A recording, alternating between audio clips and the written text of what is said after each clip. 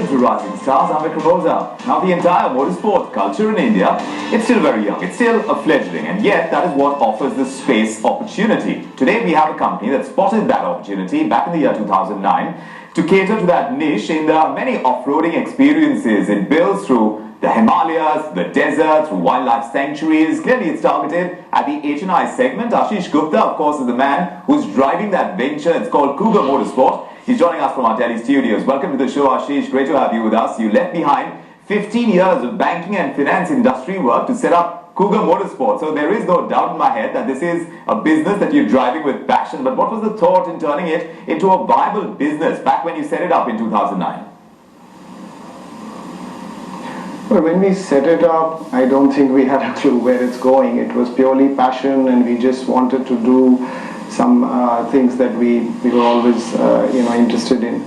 But somewhere down the line, clearly the whole opportunity cost of doing this came into being, as compared to having left my career and pursuing this full time.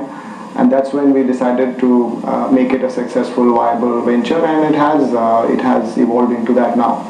The success came a little later. For the first 2 years, from what I've understood of your business, those 2 years were horrible, weren't they? What was the reason? What were the big hurdles? Well, it was a completely new segment, catering primarily to the luxury, H&I space, premium motoring experiences. Most events prior to that, which people were used to, were extreme motoring events. In fact, the whole reason we started Cougar was because we spotted the opportunity that there are a lot of people who bought high-end SUVs. They like driving, but they're not ready to do things which are so extreme. So they need something more balanced, more premium, more taken care of. But it was a new market, and it took us the initial 1 or 2 years to figure out how it works, how to market, how to approach them, how to give them comfort about various risks, etc. And then we understood. So then, how's the market for motorsport events actually panned out, Ashish, since the time that you started? Of course, there is a lot of interest over there, but is there a follow-through that would make you keep that business firing on all cylinders, so to speak? What's the structure of the business as it stands? Because I know you have your own events, and then you also take on events for auto manufacturers. Yeah, so we've got both the B2C and the B2B segment. B2C is our own events, where essentially there's high-end driving expeditions and things that we do up to the Himalayas, to the Thar Desert, the tiger sanctuaries, etc., where we market and we get clients directly. We put together the whole event. We also run the Rainforest Challenge, which is India's toughest off-road competition. It's a Malaysian event, and we have the franchise to run it in India. We've been running it for the last 4 years. That's our B2C segment. And then the B2B part is providing dynamic driving experiences, managing them for automobile manufacturers, where we focused on 1 or 2 of India's larger manufacturers, and we do a full calendar of activities throughout the year for them.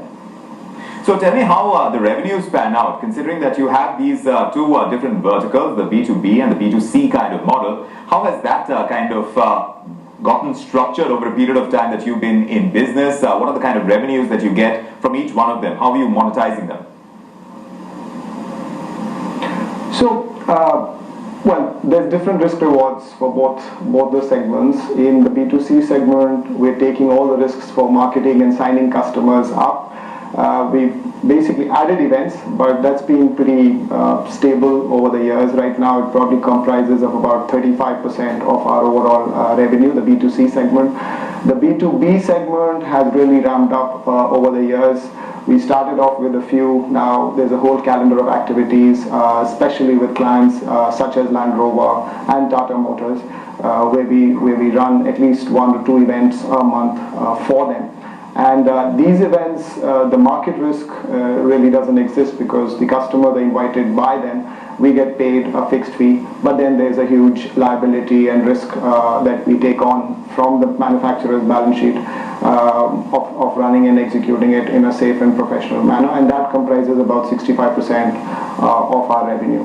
Right, so when I look at your the events that you do, the billing would come around 20-25 lakhs, and you make 6 to 7 lakhs. That's net for the kind of events that you do for manufacturers. I stand corrected on that. But of course, as far as events like Rainforest Challenge, the one you told us about, that's concerned, you make about 1.5 crores, and that is the top line, but you actually, the net comes to 30 to 35 lakhs.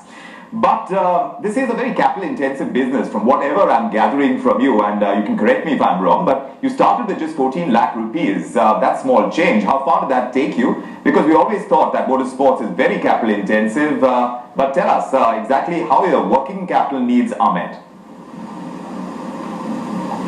So that is not quite correct. It is capital intensive if you keep acquiring assets, which is not really required. The only assets that we have are our people.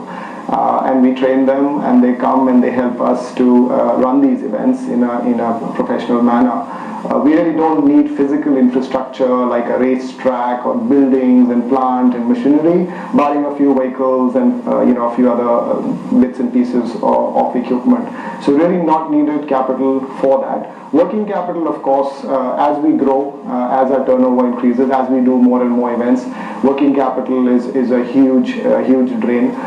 We've got limits from banks currently of roughly to the tune of about 80 lakhs, which sees us through with our current level of operation. Most of the events we run for manufacturers, the B2B events, we always get paid around 60 days post-event. The B2C segment, of course, is there's no credit in that. So yeah, working capital, barring working capital, there's really no large capital need.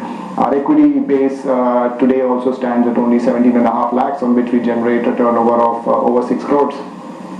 On 17.5 lakhs worth an equity base, you're generating around 6 crores annually, and from our discussion earlier, you're saying that you're growing about 100% every year, which is a great run rate, but the competitive edge needs to be maintained. Of course, there are a lot of event management firms out there. How are you going to scale your operations? How are you going to grow as a company, and what's the end game over here, Ashish?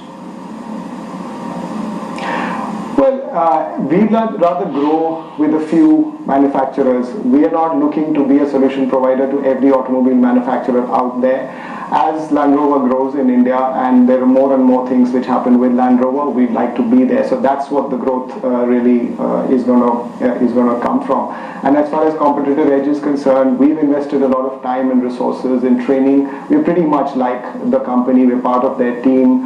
I'm trained now as a lead instructor. My team is all trained as certified instructors with Land Rover.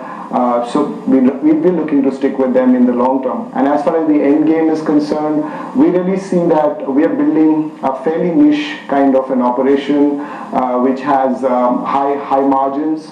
And a lot of manufacturers, a lot of other specialist event companies would see us as a good fit to combine with, to collaborate, to acquire with, where in combination with them we could be, it could have a multiplier effect. So really getting acquired, building value and getting acquired by the right partner is where we see the end game going. Well, this sounds very promising, considering as far as you've come since the year 2009 when you started, and getting driven by business, any business for that matter, is always going to be something exciting and something that you'd want to get up in the morning and rev yourself up for, which is exactly the case as we are noticing in your case, Ashish Gupta. Many thanks for joining us on Rising Stars. Pleasure talking to you.